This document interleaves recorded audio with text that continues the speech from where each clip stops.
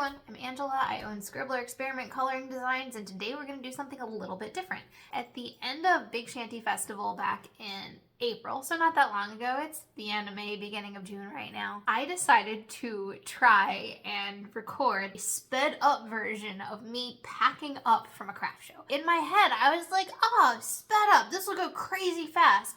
Except for the thing is, it did not, because even like the first clip I have, just putting my inventory away, is 2+ minutes long. So we're gonna watch it together. We're gonna kind of talk about it as we go, because the thing that people don't always understand is that it's not really easy to put your booth together. It requires a lot of forethought and preparedness, and it normally takes several hours, but putting it away is faster usually, but it's not super duper speedy. So here we go. I am going to play a little video and let's chat.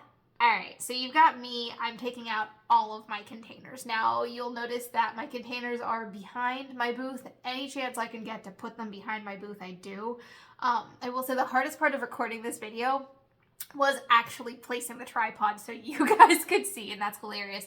But I can't place it all the way out in the aisle or it's going to get hit by cars. Because with these outdoor shows, a lot of them, like, you've literally got people's vehicles coming and going as you are packing up. And a lot of people have a really quick pack up, so they can literally just tear down in 20 minutes and they're good to go. So the rest of us that really have a more extensive inventory that we have to pack up carefully, we're just kind of sitting there dodging cars. So you see me putting away all of my pillows, and I've got like these big IKEA bags. They're water resistant, so that helps a little bit. But like piece by piece, I tear everything down. I can't take my fixtures down until all this stuff is down, because you don't want the inventory to land in the car.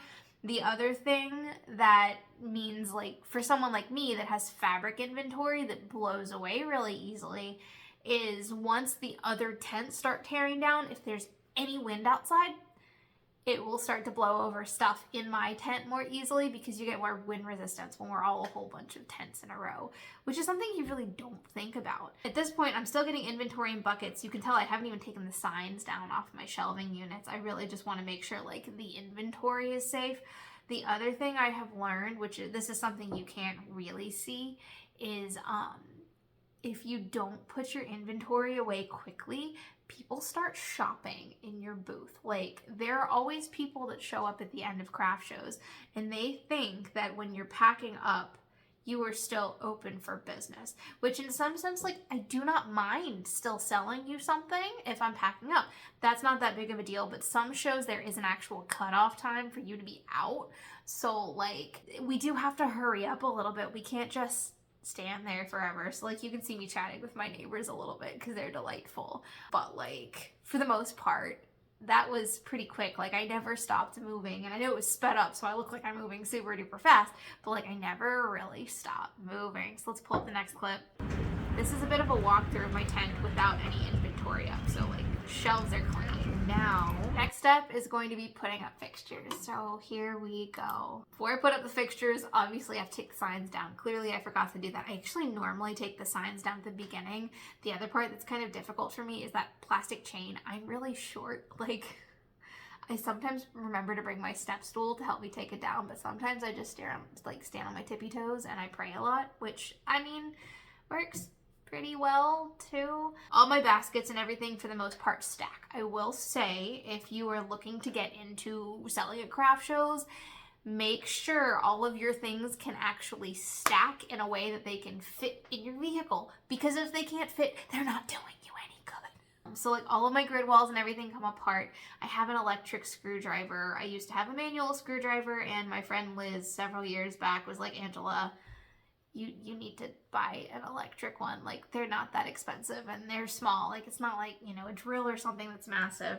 And I'm not gonna lie, that actually makes my life a lot easier. So if you never thought to yourself, electric screwdriver, they're significantly smaller than drills and they get things apart a lot faster. But at this point in the video, you can tell I'm coming to the end of my fixtures, and you'll notice the tent underneath it is completely empty. And the reason for that is, what I do is when my neighbors next to me pack up, because I'm normally one of the latest pack ups, I generally move my shelves off to the side, because you can't get the tent down with stuff underneath it. So like this is me, you can see me right now, and I've had them piled nicely. I'm moving them off to the side, but they're also in an order where I can pick them up in a second and actually stack them neatly in the car. So I'm getting everything out of the way at this point. Next up, I'm guessing I'm probably gonna take my sandbags down and everything. Oh, I've got everything out of the way. Check that out. Yeah, I'm like shuffling stuff out of the way.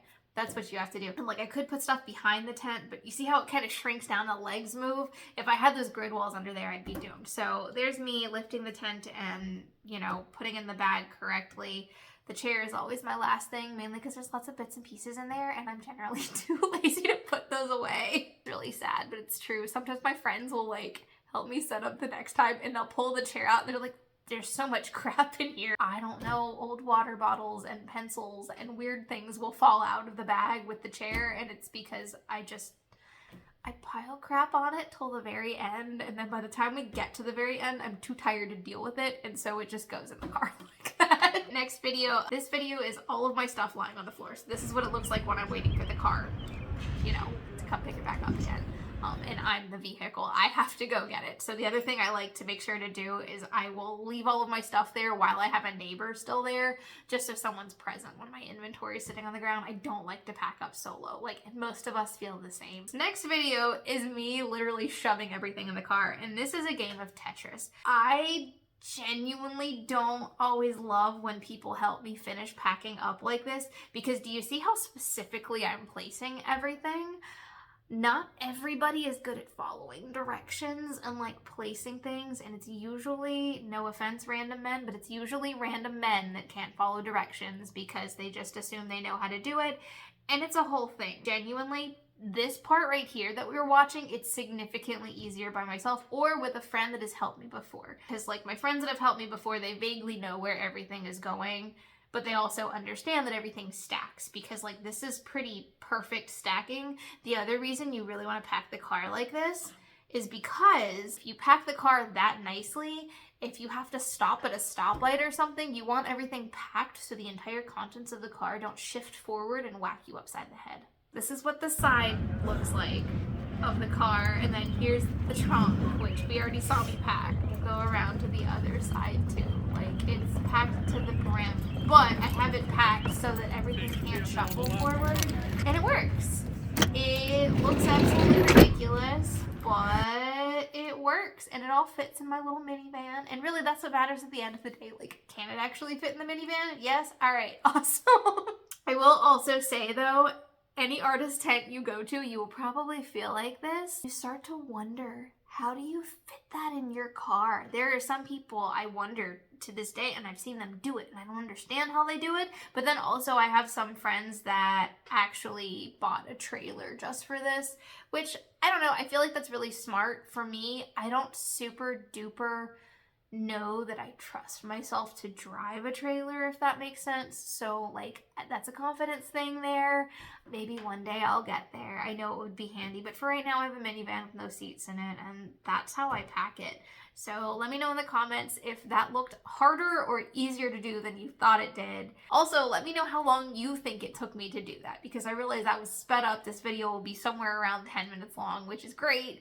But it did not only take me 10 minutes to pack up that car. If you're curious, it probably took me closer to an hour and a half. So if you've enjoyed this video, thank you so much for hanging out with me. Please give me a subscribe. Again, like this video, and let me know what you want to see in the next one. I make coloring stuff. I do a ton of craft shows, and I'm kind of enjoying getting to talk to you guys about what I do for a living, because, I don't know, sometimes it's pretty cool, sometimes it's kind of weird. It's always fun. So anyway, give me a subscribe, and I'll see you next time. Bye!